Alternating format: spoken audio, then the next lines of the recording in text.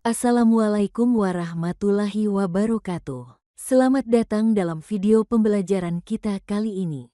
Coba bayangkan, di tengah kemajuan ilmu pengetahuan dan teknologi, masih banyak sistem pendidikan di dunia muslim yang berjalan di dua jalur yang berbeda, bahkan bertolak belakang. Ada jalur keagamaan yang memegang teguh tradisi, dan ada jalur modern yang cenderung sekuler. Fenomena ini disebut dualisme pendidikan. Mari kita telusuri lebih dalam fenomena ini, baik di dunia muslim secara umum maupun dalam konteks Indonesia. Pengertian dualisme pendidikan. Dualisme pendidikan merujuk pada keberadaan dua sistem pendidikan yang berjalan secara paralel namun terpisah, sistem pendidikan keagamaan dan sistem pendidikan sekuler atau modern. Sistem keagamaan mengedepankan ilmu-ilmu agama, sedangkan sistem sekuler menitikberatkan pada ilmu pengetahuan umum, teknologi, dan keterampilan praktis.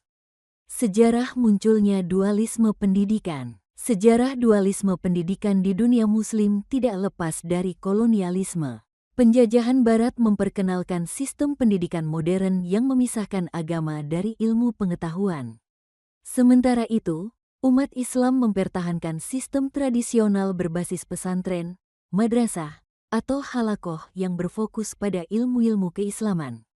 Dampak dualisme pendidikan. Dampak dari dualisme ini sangat besar. Pertama, terjadi kesenjangan antara lulusan pendidikan agama dan pendidikan umum.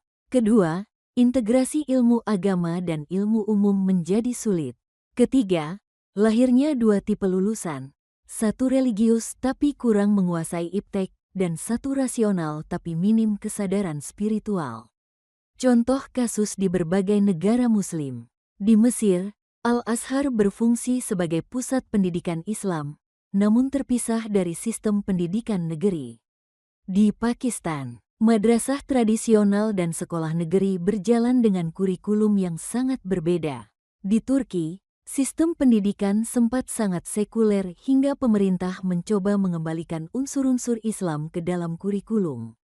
Dualisme dan dikotomi pendidikan Islam di Indonesia. Di Indonesia, dualisme dan dikotomi pendidikan berakar dari masa kolonial Belanda.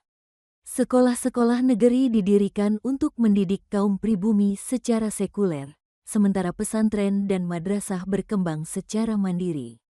Setelah kemerdekaan, sistem ini tetap terbagi antara Kementerian Pendidikan dan Kementerian Agama.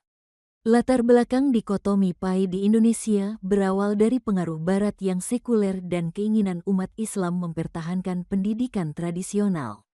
Pendidikan agama dijadikan mata pelajaran tersendiri, bukan bagian dari cara pandang atau filosofi dasar pendidikan nasional. Ciri-ciri pendekatan tradisional dan pendidikan modern. Pendekatan tradisional cenderung tekstual, berorientasi hafalan, dan menitikberatkan pada otoritas ulama. Sedangkan pendekatan modern menekankan rasionalitas, metodologi ilmiah, dan keterbukaan terhadap perubahan. Contoh manifestasi dualisme pendidikan di Indonesia. Contoh nyata dualisme di Indonesia adalah perbedaan kurikulum dan pendekatan antara sekolah umum dan madrasah. Siswa madrasah harus belajar ilmu agama lebih banyak, tetapi mereka tetap mengikuti kurikulum nasional. Sementara di sekolah umum, pendidikan agama seringkali menjadi pelengkap saja. Upaya mengatasi dualisme pendidikan. Upaya integrasi dilakukan dengan mengembangkan kurikulum integratif, penguatan pendidikan karakter berbasis nilai-nilai Islam, dan penyatuan visi pendidikan antara kementerian. Beberapa madrasah unggulan kini memasukkan pendekatan STEM dan kewirausahaan dalam pembelajarannya. Tantangan dan hambatan. Hambatan utama adalah resistensi terhadap perubahan, keterbatasan sumber daya guru yang menguasai dua bidang, dan fragmentasi kebijakan pendidikan nasional. Di samping itu, dikotomi ideologis antara kelompok tradisional dan modernis turut memperlambat proses integrasi. Relevansi dualisme pendidikan dalam konteks kekinian.